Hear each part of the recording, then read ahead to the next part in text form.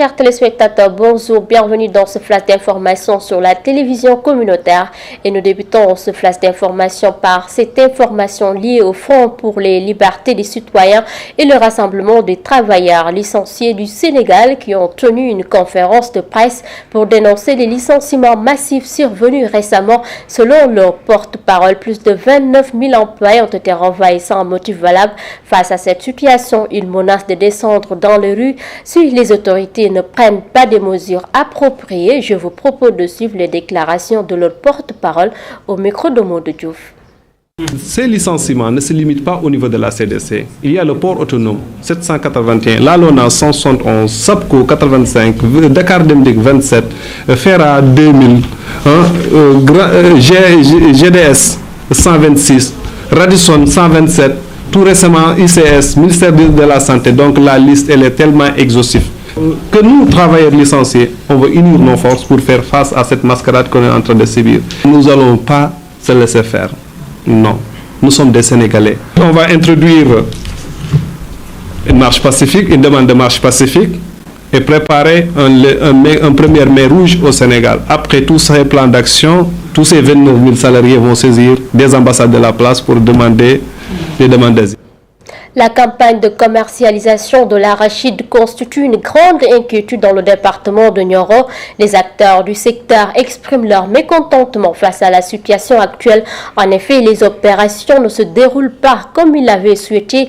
Ils pointent ainsi du doigt les mesures prises par l'État du Sénégal cette année ainsi que la démarche de la Sonacos qui, selon eux, impose ses décisions sur le terrain aux grandes dames des producteurs d'arachide. Ce reportage est signé Ousmane Dam. Cette présente campagne de commercialisation arachidière restera longtemps gravée dans la mémoire des producteurs d'arachide et les opérateurs économiques. Ce que nous vivons est inadmissible. Nous ne sentons même pas que nous sommes en période de la campagne de commercialisation arachidière. Tout est à l'arrêt ici. C'est vraiment déplorable. Selon eux, les différentes mesures prises par l'État cette année ne sont pas bonnes.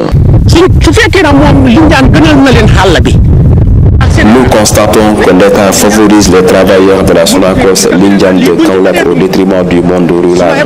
C'est pourquoi nous demandons à l'État de revoir sa mesure d'interdiction de l'exportation de l'arachide.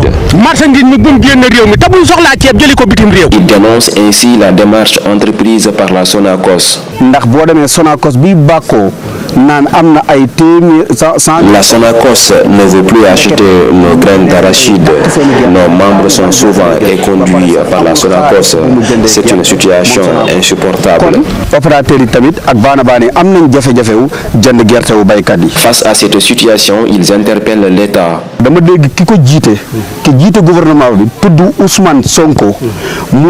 Nous attirons l'attention du Premier ministre Ousmane Sonko sur la situation du monde rural.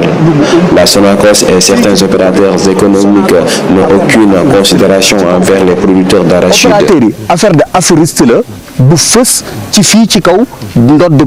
D'après ces acteurs agricoles, il n'y a aucune activité au niveau des points de vente agréés par l'État depuis le début de cette campagne de commercialisation arachidière. La Sonacos n'a toujours pas souhaité se prononcer sur cette présente campagne de commercialisation arachidière et direction à Ndioum. Chaque lundi se tient le plus grand marché du département de Podor. Bien que les produits soient nombreux, les prix du riz local restent inaccessibles. Dans cette zone réputée pour son élevage, c'est le lait caillé qui est principalement commercialisé.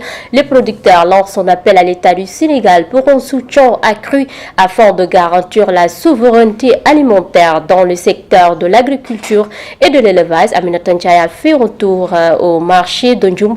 Reportage.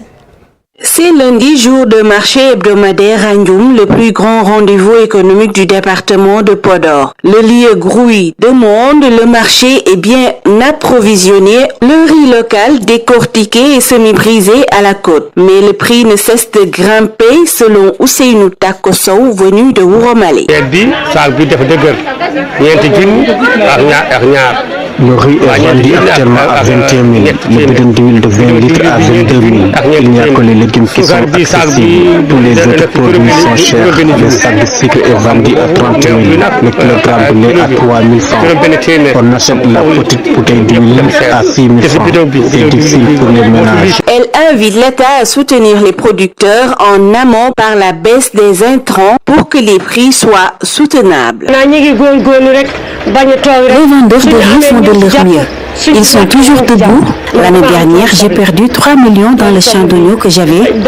Je n'ai récolté que des dettes à payer. Autre produit prisé pendant le mois de Ramadan, le lait. Mais le paradoxe dans ce cas à Podor, zone d'élevage, c'est le lait caillé en poudre qui est sur les étals.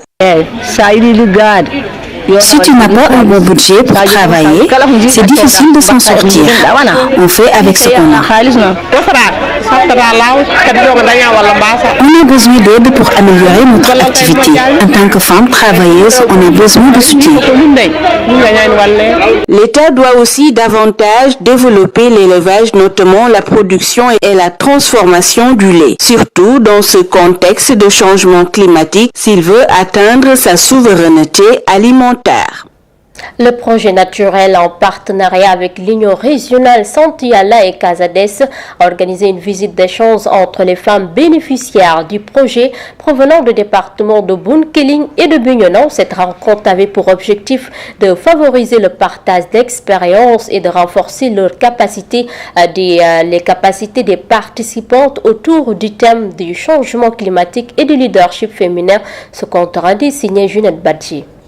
Elles viennent de divers horizons, mais partagent le même engagement, protéger leur environnement et renforcer leur leadership dans la lutte contre le changement climatique. Activités qui sont dans la région et nous, ces braves femmes ont quitté leur localité pour venir nous rendre visite. C'est une grande satisfaction pour les femmes de Santiala qui ont accueilli ces braves leaders et Soko Devi qui a managé tout ce processus pour que ces femmes viennent nous rendre visite. C'est un constat que tout le monde a fait au niveau du Sénégal, que ce changement climatique a causé d'énormes difficultés.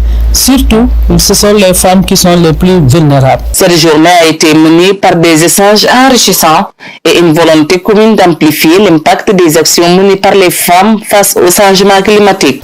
Je suis satisfait d'avoir visité cette maison Santiala parce que j'ai beaucoup appris. Grâce à Santiala, j'ai découvert quelque chose que je n'ai même pas pensé que j'aurais un jour découvrir, surtout sur la transformation des fruits.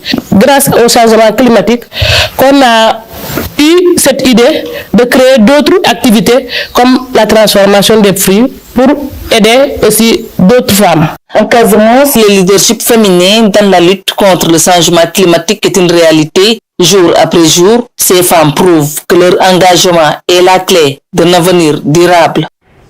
Retour à Dakar pour parler du reportage Ramadan. Le marché sénégalais est bien approvisionné en date, comme l'assurent les commerçants de Sandaga. Cependant, ces derniers déplorent la rareté des clients ces derniers jours. Cette situation risque d'impacter négativement leurs affaires car ils n'ont pas les moyens de conserver le produit. Reportage Dienabou Marceau. À l'intérieur de ces cartons se trouve l'aliment vedette du mois de Ramadan, la date, sous toutes ses variétés. Algérie, Irak, Tunisie. À Sandaga, les grossistes et détaillants rencontrés sur place rassurent sur l'approvisionnement du marché en date et estiment que les prix ont connu une baisse cette année. Il y en a assez sur le marché. C'était un peu cher, mais actuellement les prix ont connu une baisse. C'était plus cher l'année dernière. Il y a des cartons qui coûtent 8 000, 8 500, 9 000 jusqu'à 12 000. Cependant, il constate une raréfaction de la clientèle ces derniers jours. En tout cas, les premiers jours, la vente marchait à merveille. Maintenant, ça ne marche plus. Les clients se font rares.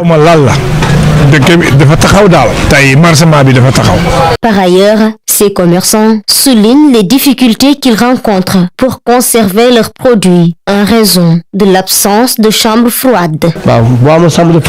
Quand tu n'as pas de chambre froide, tu ne peux pas acheter beaucoup parce que ça risque de pourrir. Mesdames et messieurs, c'est ce reportage qui me fera à ce flash d'informations sur la radio-télévision communautaire. Merci de votre aimable attention. L'info continue également sur www.iracsenegal.sn. Excellente journée.